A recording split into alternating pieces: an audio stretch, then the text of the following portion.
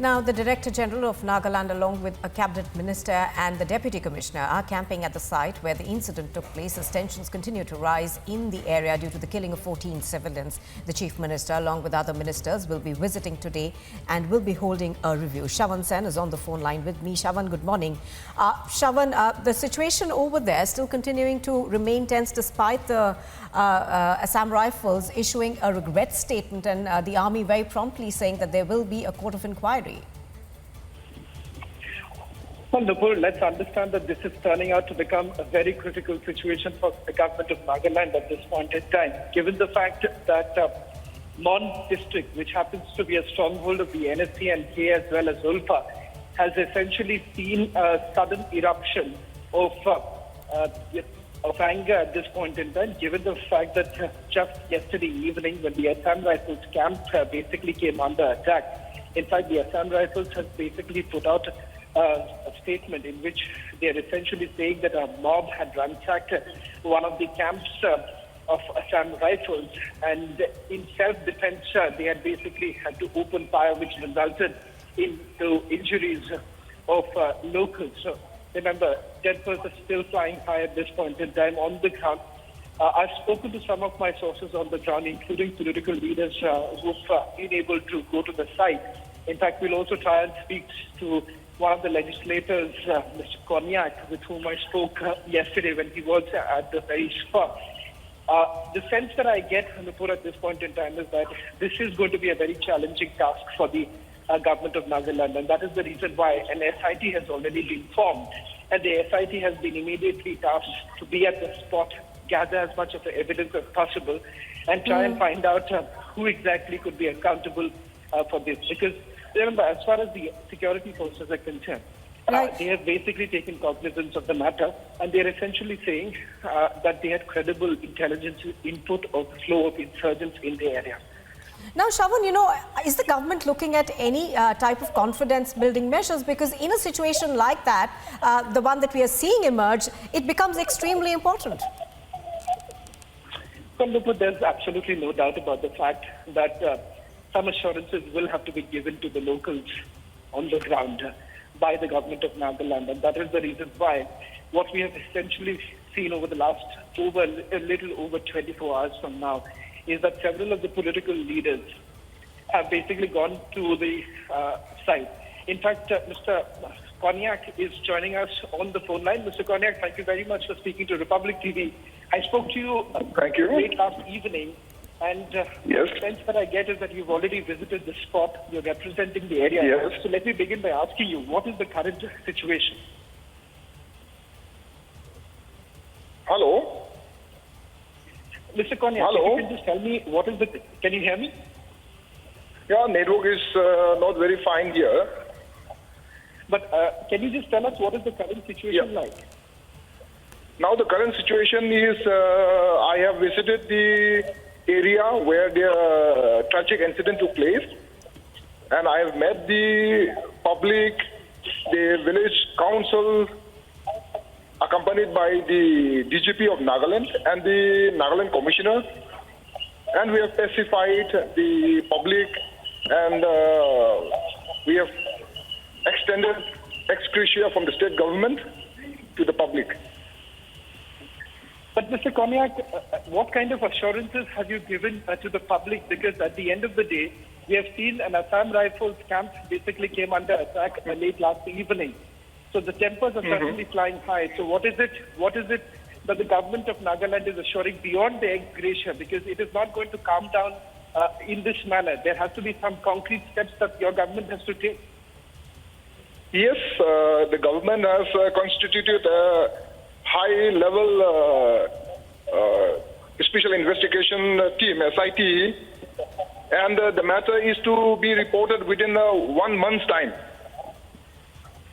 So the perpetrators will be punished. That is the assurance that we have given.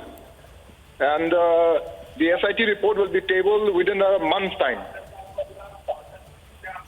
Mr. Konyak, with regards to the credible intelligence input that the security forces are citing, that hasn't really gone down well with the locals on the ground. I've spoken to some of the locals. there is palpable anger with regards to this so-called intelligence input. What is your assessment? Because that area is certainly a critical area. I also agree to the failure of the intelligence output, because the way they have been, the civilian had been killed, it clearly shows that there is an intelligence failure, because there could be a presence of the undergrounds in that locality. But then most probably the 21st, the Para SF might have been ready to pounce on them. Then what really happened might be they might have been wrongly informed that the vehicle in which the civilians were traveling might be the UGs were traveling. So that made the security forces to fire upon them without even giving chance to come out from the vehicle or interrogating them. So out of the 11, out of the 8 passengers, all the 6 civilians were killed on the spot. And then this made the people to come out and inquire about. Then when the public reaches out, it was found that the security forces had kept hidden the bodies in the truck. So that made the situation aggravate, and there they started a clash between the army and then the civilians. So where the security forces also started firing at the public, and that is how 13 were dead on that day, on that night. Mr. Konyak, do you believe that there is a high possibility that the security forces received the wrong information? Is there a high possibility that they were misled primarily? Yes, that is what I have presumed, because security forces operating in the part of Nagaland, especially the Assam Rifles, they usually don't do like this. They are used to this operation, and they know. And most of the undergrounds in the Nagaland, they don't travel by vehicle. So the indiscriminate firing on the vehicle, I think that was the wrong step of the security forces to counter the insurgency in the Nagaland. One final question, Mr. Konyak, because you represent the very area. I want you to help our viewers understand the challenges that the security forces essentially face in Mon district. This is, after all, a bordering area, and the fact that this is close to Myanmar. So give us a sense of the challenge that perhaps the security forces face in order to counter insurgency in the area. No, the first challenge that the security forces will have is that they should have a good relationship with the public and civil society. Now, mostly in the Mon district, we have the apex body known as the Konyak unit. And then every village has the chief of the village as well as the Konyak unit organizations. So the security forces should have the confidence of these civil societies. And then, although it is bordering Myanmar, so far from the public, there is no such harassment, there is no such kind of not supporting the security forces. Rather, the people have been supporting, the people have been together with the security forces.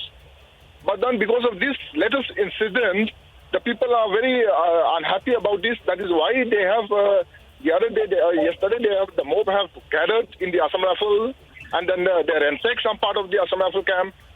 So this shows that the people are not happy. But previous time, people had always supported, always been together, and always has kind of a good relationship with the Assam Rifles and with the armies. I know they will have the difficulties, especially in the Mon district, because it is bordering Assam, Myanmar, and then Arunachal district.